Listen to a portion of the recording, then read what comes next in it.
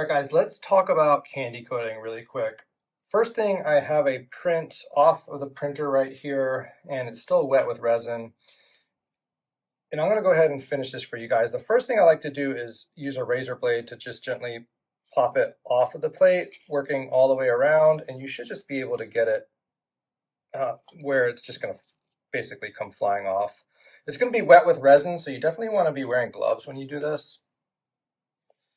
The next step is washing this. So it's got resin all over it. You could dump it into your wash unit, but here's the deal. That's great, especially if you have clean alcohol in your wash unit. But a lot of you guys have some dirty alcohol with like little model resin particles all over it. And so what you want to do in that case is you want to go ahead and spray it. Spraying is annoying. I mean, it's not the easiest thing in the world to do.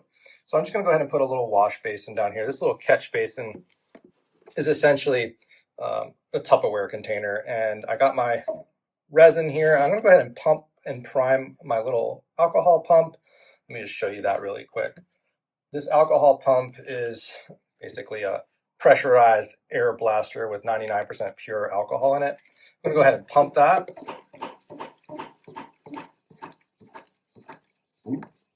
It's going to create a lot of pressure, and then I'm just going to blast, focusing mostly on the fitting surface, even to the point where I'll take a brush that has wet with alcohol and I'll go ahead and scrub the fitting surfaces a few times just to make sure that it's all out. And I'll go ahead and do it a few times, repeat, and then I'll go ahead and get the supports clean. There we go. And you might need to do this 3 or 4 times with the alcohol before you see no liquid resin on the surface. And once you have that, the great thing is you could reuse this alcohol. You could put it in your wash basin in the dirty alcohol, even though it's like, you can see it's super clean compared to y'all's wash basin. So now we're going to dry this. There's 2 options when you want to dry this. Drying is super important. I like to use this Wolfbox battery powered. It's like a tornado in a can. This thing's awesome. Check it out.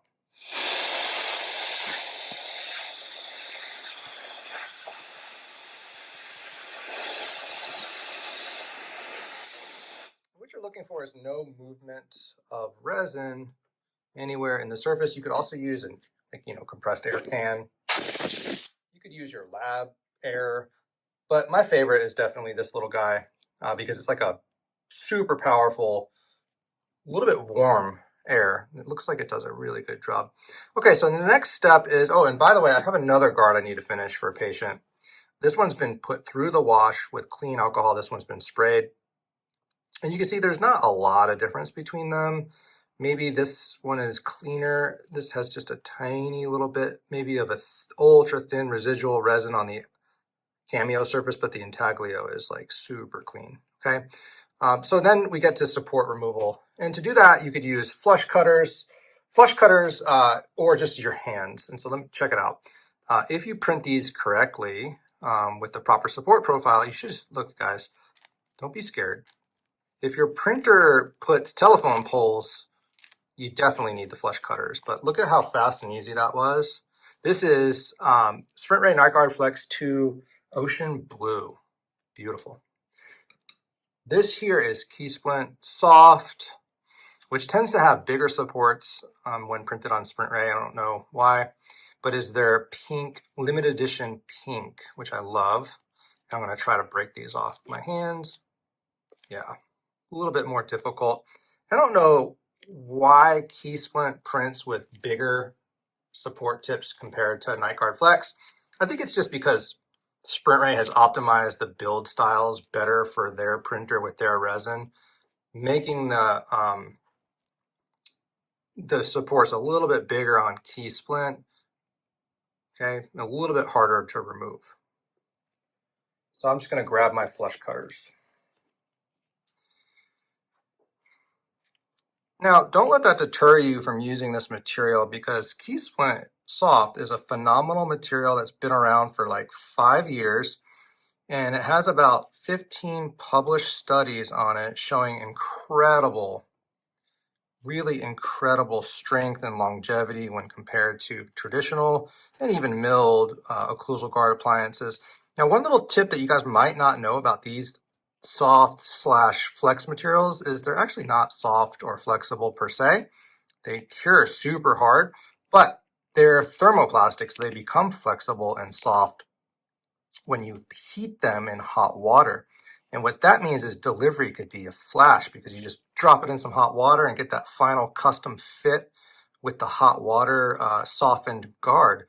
But they're not soft, they're not chewy. They'll be, remember, these are not cured. So once we cure them, they're going to be rock hard. Just a little tip there. I didn't know if many of you guys even knew about that. So just going to go ahead and pop these off. There we go. Little flush cutters to the rescue. And you notice that we got some little bumps on here. We're going to make quick work of that with some rotary instrumentation. I think you guys are going to have your mind blown with this instrument that I like to use from Komet.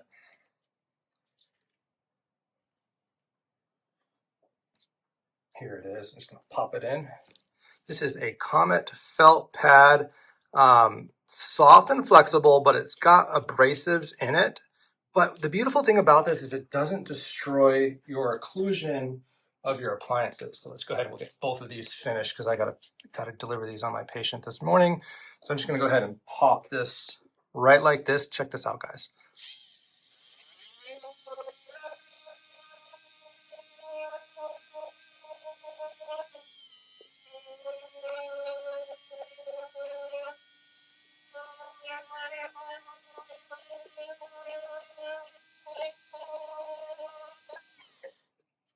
Shouldn't take too long to do. It kind of just grabs the supports and rips them off.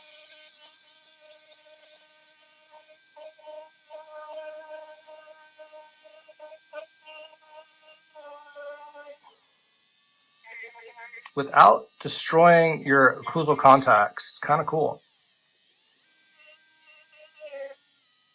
It's got one little rough spot here.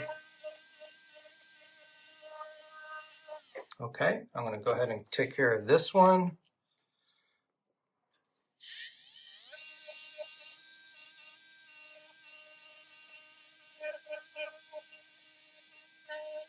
I don't know why. Sometimes you guys overcomplicate things.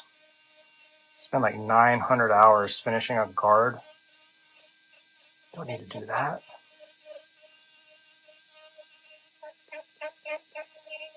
Okay, I'm just feeling with my finger to make sure I didn't leave any bumps anywhere. Smooth this little design flaw back there. Okay, now I got two some of the world's most ugliest looking things. They're going to be dusty and opaque. So I got to clean these up, and I'm just going to give them one last alcohol spray and wash. My little trusty wash basin here.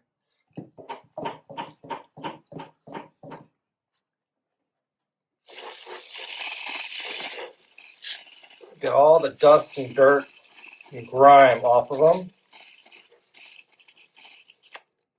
Okay, that's looking pretty good. Put that off to the side. I'm going to go ahead and do my, I love this pink color.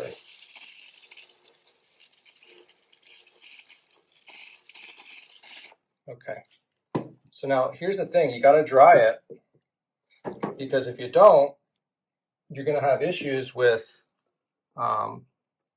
trying to finish these. So here's what's funny, they look kind of clear and beautiful now, but check this out. When you dry them, they're going to get nasty.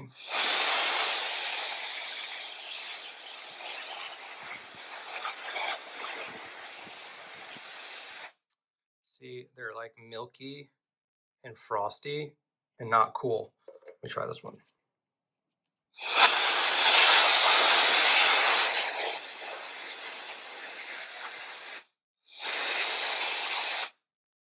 See, they're kind of hideous. So if you were going to just go ahead and throw these in the cure unit, you'd get like a pretty pathetic guard out that looks like it's been opaqued and frosted for some reason. So we don't want that. We want something much cooler than that. So let's go into the candy coating technique. So the candy coating technique I invented about 4.5 years ago, and I kind of regret it because a lot of you guys tried to do it and then didn't do it correctly.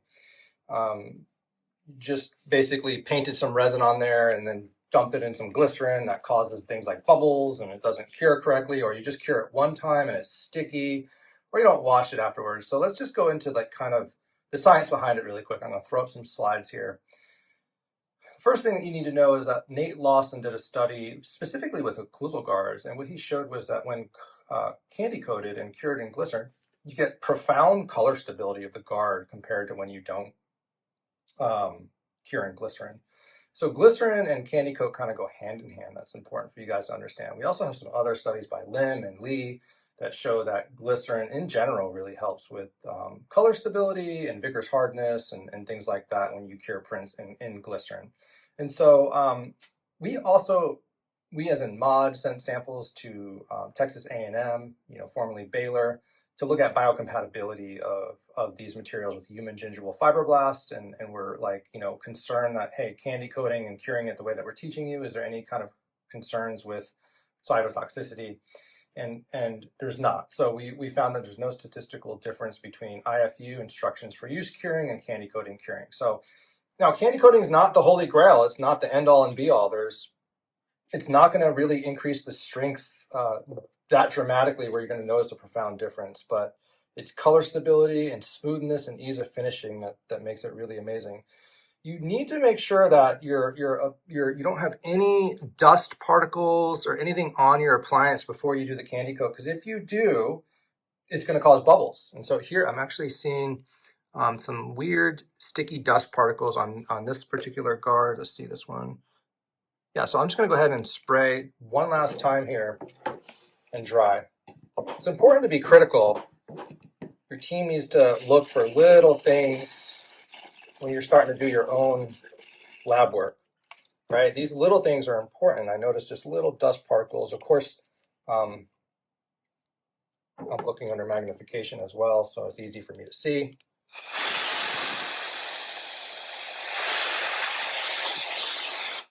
The other thing is these need to be super dry before you candy coat them, because you don't want any alcohol vapor trapped in the plastic, sealed in, and then trying to bubble out when you cure it.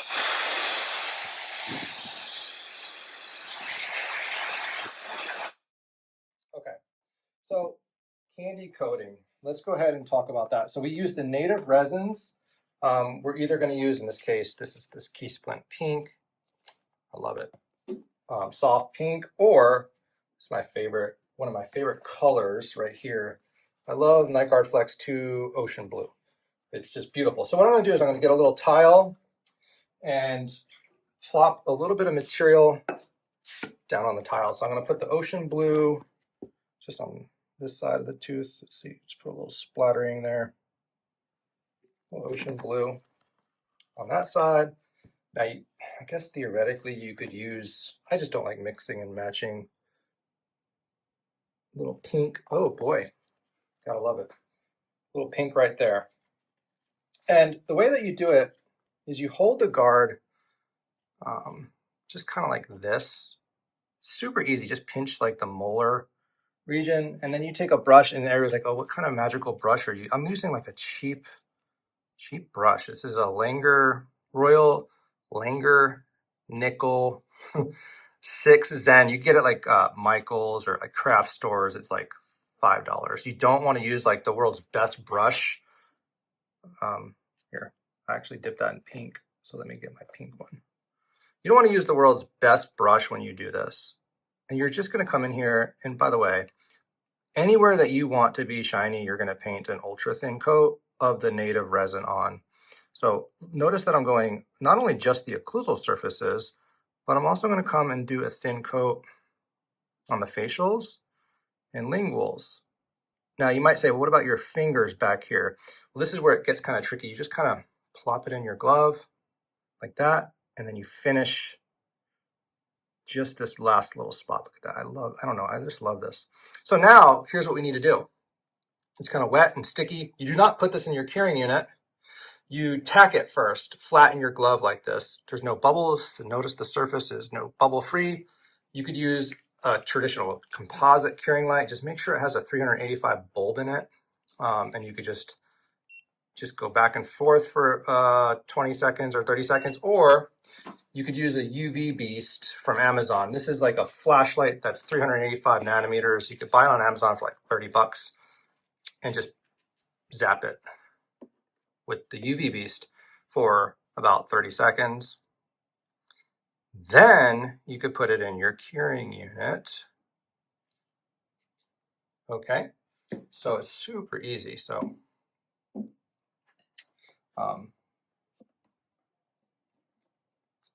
and I'm going to get my blue one, my ocean blue. It's just beautiful. Do the same thing. I don't know why, but blue, I like blue better than clear, because here's the thing with clear. Everybody's like, I want clear. You have the option for clear, but clear turns yellow. Blue is the complementary color to yellow. So like, for example, when you mix yellow and blue, you kind of get more clear.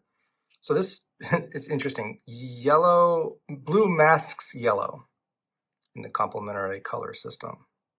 So like, I just like the way blue holds up after a few years in the mouth compared to clear, which becomes like on any appliance, does just not look beautiful after a few years.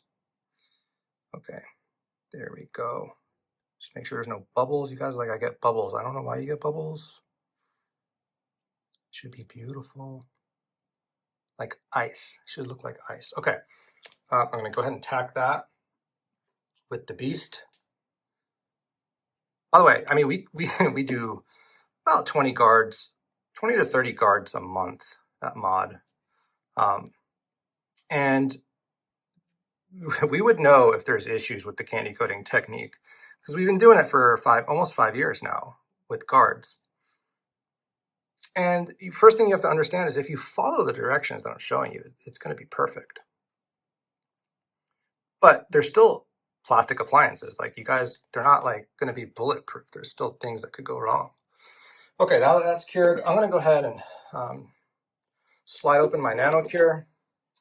And I'm going to go to Night Guard Flex Ocean Blue. I'm going to go ahead and cure this one under the Night Guard Flex Ocean Blue settings and for the full time. So I'm going to go ahead and slap that down. The key splint's a different setting, so I'm going to do that after.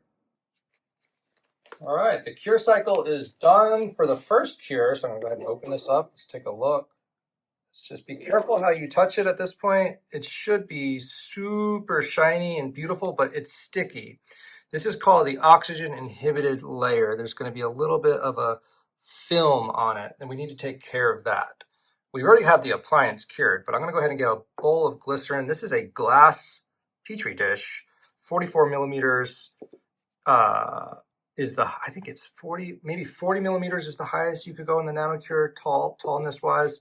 100 millimeters around would be the biggest. I think this one is 80 millimeters around, but this is a glass dish. I like to actually flip it occlusal down and plop it right in there without like touching it with your fingers everywhere. That's another mistake you guys make. You like massage it for some reason. Not good. And so you just want to make sure that everything's submerged. It will float to the top, but the whole occlusal buccolinguals are submerged. And the reason why you do it occlusal down is so that the glycerin fills up the tooth sockets and makes it sink. That's the other thing you guys do. You put it in wrong and it floats and it doesn't, I don't know. Okay, so we just put that in like that. We go ahead and close the nanocure, and then we go ahead and just cure it for one more time. And we'll do the same thing for the key splint after this, and we'll see how they come out. All right, looks like the second cure cycle is done. Let's pop it open and take a look. And there it is in all its glorious beauty. A few quick tips about the glycerin. It's vegetable glycerin. You could buy it by like the gallon for like $10. Grandma might have it in her closet. You could use it multiple times, between 10 and 15 times. But the thing is only keep the same resin. So for example, don't then throw something else of a different resin in here, like a crown, because you don't want to cross-contaminate. You want to have the same class of material. So it's class 1 FDA cleared. You don't want to throw then a class 2 cleared material in there and then cross-contaminate material. So just, these aren't that expensive, these little glass jars. I usually just, this one's blue for bite guard. See, blue. So I use that one for the bite guard. We'll go ahead and repeat the process for the key splint. I'm going to go ahead and drop it in there and pop it in the curing unit. I'll go ahead and cure that for the second time, full cycle. All right, looks like the key splint one is done. Let's take a look and see how that one looks. Very, very similar. Okay, so here's the thing. We got to clean these. And so I like to use soapy water. Go ahead and put a little wash basin down here. And look, it's not that hard. I mean, if you had a sink available, you would do that. But I'm just going to drop them in some soapy water, Dawn dish soap, and clean them because you need to get rid of any glycerin, any sticky residue that might have been on there. And Dawn dish soap seems to just work the best. And so you could just kind of scrub it. Look at that. This is just too fun, guys. I don't know. Arts and crafts time. Love it. Okay, that's really good. I got it clean. And now I'm going to dry them. So I'm going to go ahead and push that off to the side and get my handy Wolfbox air dryer. I'm going to blast these things, man.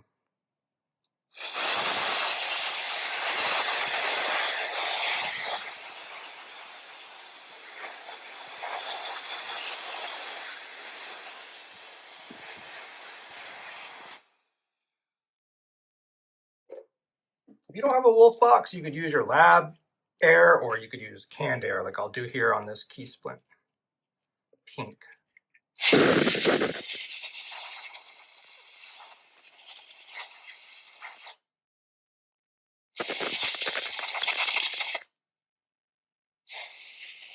Maybe it's the NanoCure makes it super, super awesome, but look at, first of all, it's not sticky. You can't smudge it. It is a coating of pure beauty. These things will be super shiny. Look at the other one. Check this out, guys. The ocean blue color is legendary. Shiny everywhere. Everywhere that you painted will be a glass-like finish. Can you hand polish these and get the same shine? Yeah, sure. After like an hour of working on the lathe with like 6 different pastes and then, you know, possibly losing an eye in the process, who knows, because it's just insane. To get them this shiny with hand polishing, guys, takes a lot of time. You definitely need a lathe. You need Hatho bristle brushes, cotton brushes. You need diamond pastes, multiple grits. And there, with candy coating, you just kind of let the oven do the work for you. And look at how absolutely beautiful this is. And again, the studies show color stable with the glycerin cure. All right, I hope that helps you guys. One last thing I want to do is show you a little cheat code for delivery, putting these in hot water. So just stay tuned for that just a second here. So now let's say you're at delivery and like maybe it's binding or the patient says it's puts a little pressure on a tooth, or maybe the bite's not even perfect, but it's close. First thing you should know is this is rock solid, guys. This thing is not soft. You could barely flex it. Let me just tap it on something hard here. It is strong. Okay. They call it Night Guard Flex and Key Splint Soft because of this. Let me show you. Get a hot water right here. I'm gonna plop these bad boys in there.